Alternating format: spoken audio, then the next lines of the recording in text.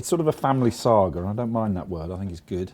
And it's based on real events.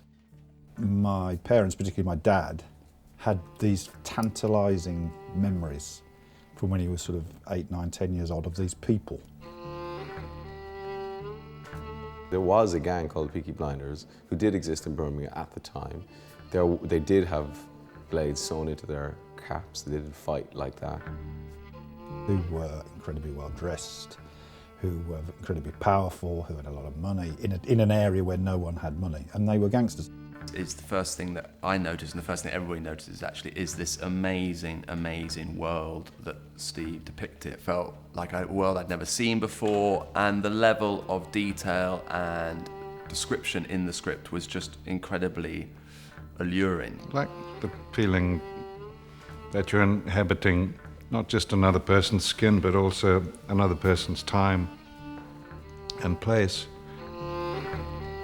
It's a world post-First World War, where men are brutalised, where women for the first time have had power and are having to hand it back to men, where the local gypsy community is running the races, and these gangs are running a new society that was born from the First World War. They're doing a magic spell to make her win a race.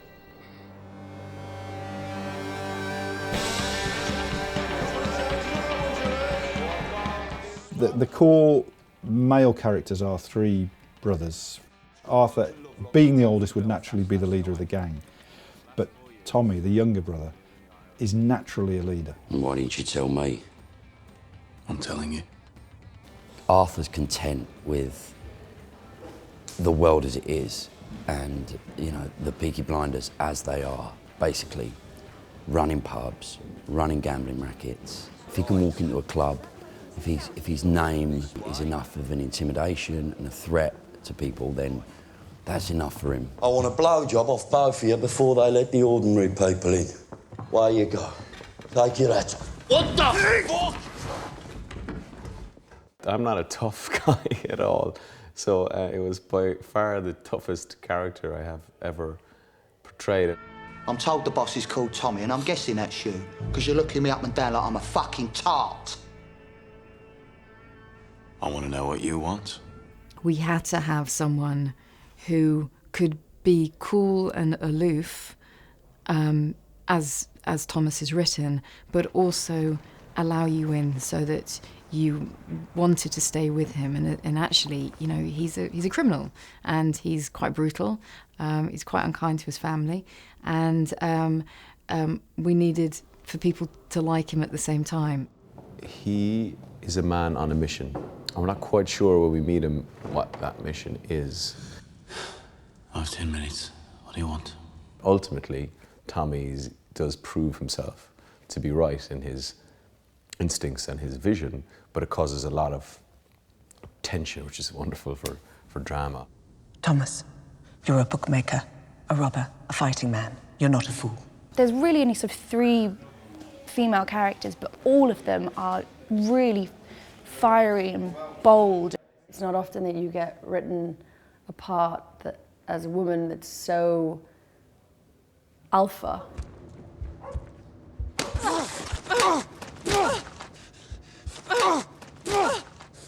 Everyone's kind of so feisty and strong and so different and so complex.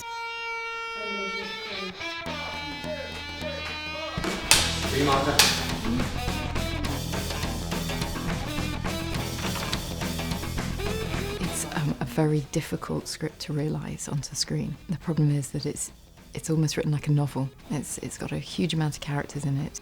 The production value on it is massive. Pan right a bit, John.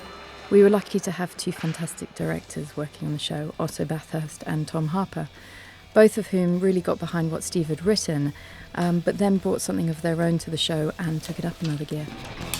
What I had no interest in making was an historical drama. I had no interest in just sort of rewinding the clock and telling you what it was like in 1919. Did you fall for Tommy?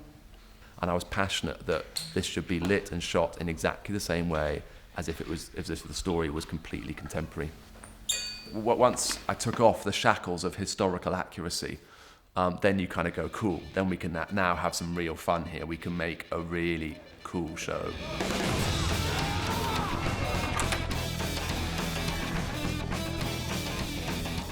The first thing when I read it, I thought it was epic. It had great scale. And I thought, wow, wouldn't it be great to go and do a Western, that kind of scale, and take that reference point as a jumping off point for the look and the feel and to set that as the kind of foundation for the ambition for the show. This set in here, it was the Garrison Tavern basically, and this was our main pub set. And kind of what's cool about this set and what I wanted to show you was that it kind of perfectly illustrates what we were trying to get at. So scripted, it's just written as as the local pub. It's kind of a cross between a prohibition bar in New York and a Western saloon, the scale of it.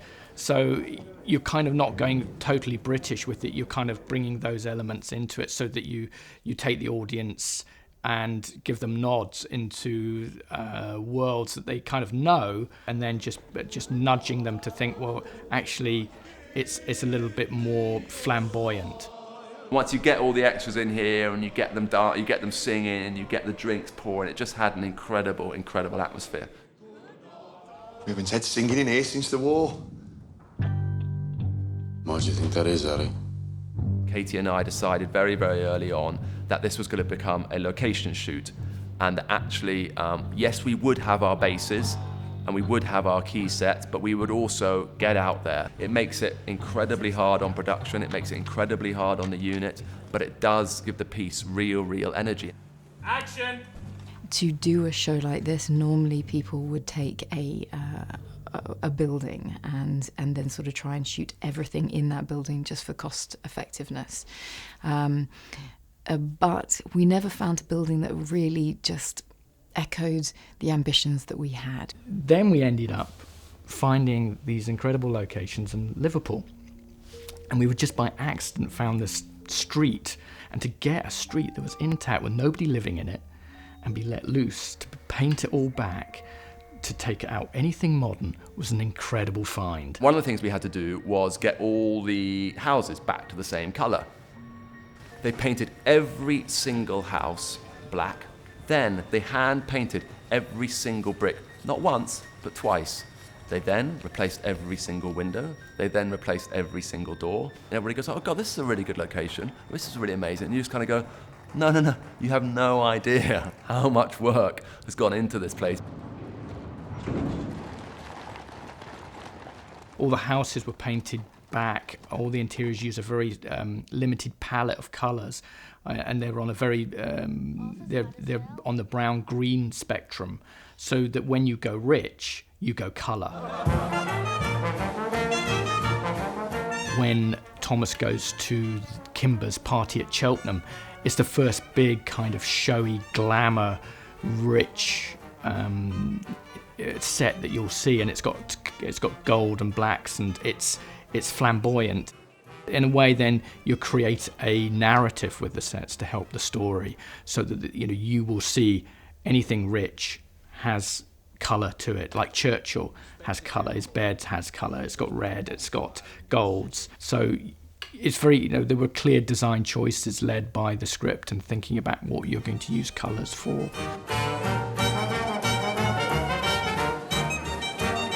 You're trying to create a world for people that looks real but is also slightly stylised. The war's just ended, people haven't had money, people would still be wearing clothes from 5 years ago before the war started. We're really in that time where people wanted something new, and I think they weren't happy to go back to the lives they'd had before, which is where the 20s really came from. It really sparked off this energy of lots of young people wanting to sort of break free from all the, the corsets at the beginning of the century and these long skirts, and suddenly the girls' dresses were getting shorter and they were looser. How do I look? So we thought it was quite nice with the girls, particularly with Ada's character, that she's a bit more forward-thinking, so we went up to about 1922, whereas a lot of the other characters aren't. Polly is dressed kind of in the past in some ways, and her clothes are definitely pre-war.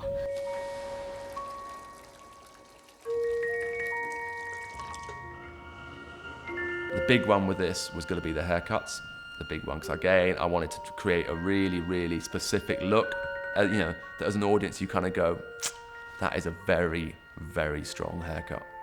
I'm loving that. Our Bible was Crooks Like Us, which is an amazing book.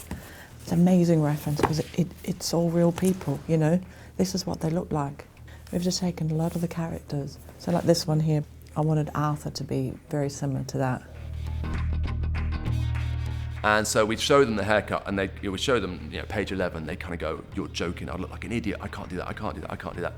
And it literally took a week to persuade our 4 men to go the whole way. And once one of them did it, they all did it.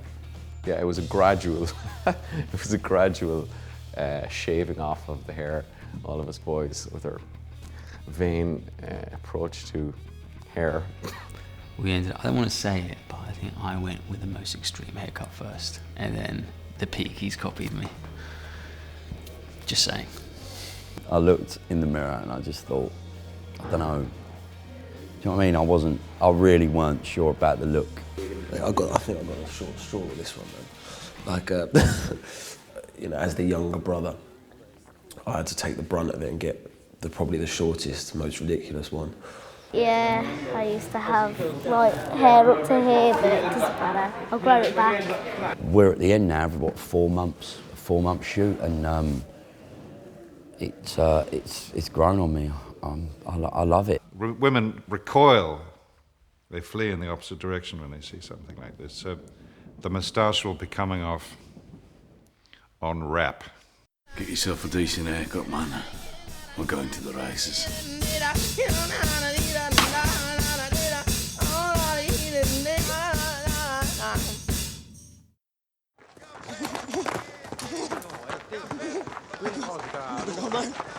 One of the wider issues that I wanted to point out was that all of these men have returned from the First World War, where they were instructed to carry out mass murder every day on an unprecedented industrial scale. You know, 1919, we're just after the First War, and many things were in a fragile state, including the mental health of many of the men who came back from the war.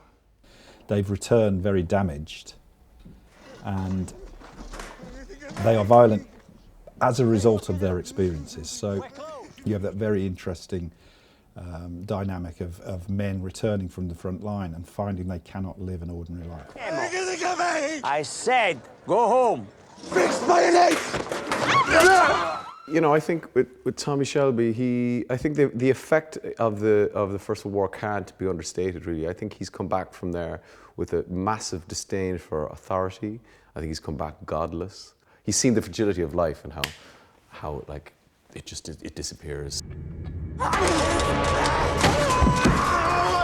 I'm always very keen that any act of violence has a consequence in terms of the story. Very rarely in the real world is there an act of violence that doesn't have quite a big consequence.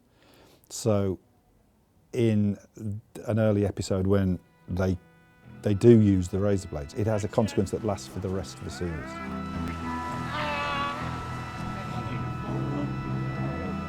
He's not a man who would ever resort to violence needlessly, but when it happens, he's more than capable of taking part.